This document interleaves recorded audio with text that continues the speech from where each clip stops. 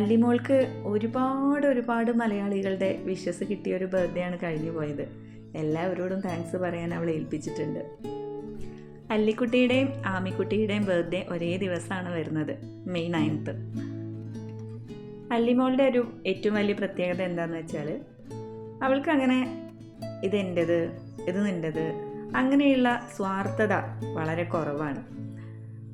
കേക്കിൽ 2 പേരുടെയും പേരെഴുതി 2 പേരും ഒരുമിച്ച് കട്ട് ചെയ്യുന്നതൊക്കെ കാണുമ്പോൾ ചേച്ചി അനിയത്തിയാണ് എന്ന് തോന്നും. ചേച്ചി അനിയത്തി അല്ല എന്നല്ല കേട്ടോ ഞാൻ പറഞ്ഞു വരുന്നത്. അവളുടെ ഏറ്റവും പ്രിയപ്പെട്ട ആളുകളാണ് ചുറ്റിലും കാണുന്ന ഈ കുട്ടിക്കൂട്ടം.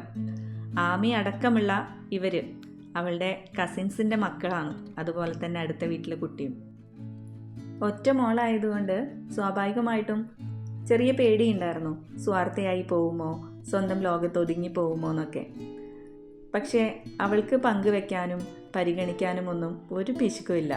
എല്ലാവരും അവൾക്ക് അവളുടെ ആളുകളാണ്. അതുതന്നെയാണ് ഏറ്റവും വലിയ സന്തോഷവും.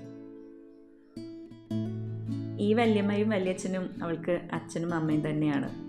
അതുപോലെ അവളുടെ ചുറ്റിലുമുള്ള ഈ കുട്ടികൾ മുഴുവനും അവളുടെ കൂടപ്പിറപ്പുകളാണ്.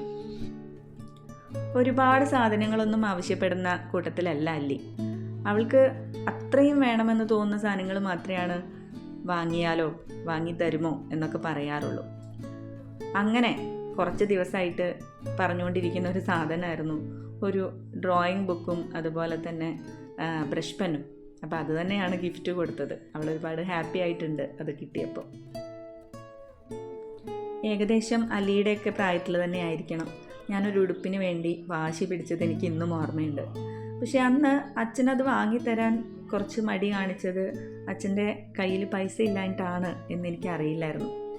ആ ഒരു ഓർമ്മ എൻ്റെ മനസ്സിൽ പിന്നീട് എല്ലാ കാലത്തോളം ഒരു കുറ്റബോധമായിട്ട് കിടക്കുന്നുണ്ടായിരുന്നു. അതുകൊണ്ട് തന്നെ അത്തരം അനുഭവങ്ങളൊക്കെ ഞാൻ മോളോട് ഷെയർ ചെയ്യാറുണ്ട്. അതൊക്കെ കേട്ടിട്ടാണോ എന്തോ അറിയില്ല. അങ്ങനെ ഒരുപാട് വില കൂടിയ അല്ലെങ്കിൽ ഞങ്ങൾക്ക് വാങ്ങിക്കൊടുക്കാൻ കഴിയാത്ത തരത്തിലുള്ള സമ്മാനങ്ങളൊന്നും ഇന്ന് വരെ ആവശ്യപ്പെട്ടിട്ടില്ല. ഒരു കടയിൽ പോയാലും ഏത് സാധനം എടുത്തു നോക്കുമ്പോഴും അതിൻ്റെ വില അവൾ നോക്കും. എന്നിട്ട് വാങ്ങിക്കൊടുക്കാൻ പറ്റുന്നതാണെങ്കിൽ മാത്രമാണ് അത് മതി അല്ലെങ്കിൽ അത് വേണം എന്ന് പറയാറുള്ളൂ. കുട്ടികളെല്ലാം കണ്ടും കേട്ടും മനസ്സിലാക്കിയും വളരട്ടെ, അതല്ലേ അവരുടെ ഭാവിക്കും നല്ലത് എന്നാണ് ഞാൻ ചിന്തിക്കാറുള്ളത്.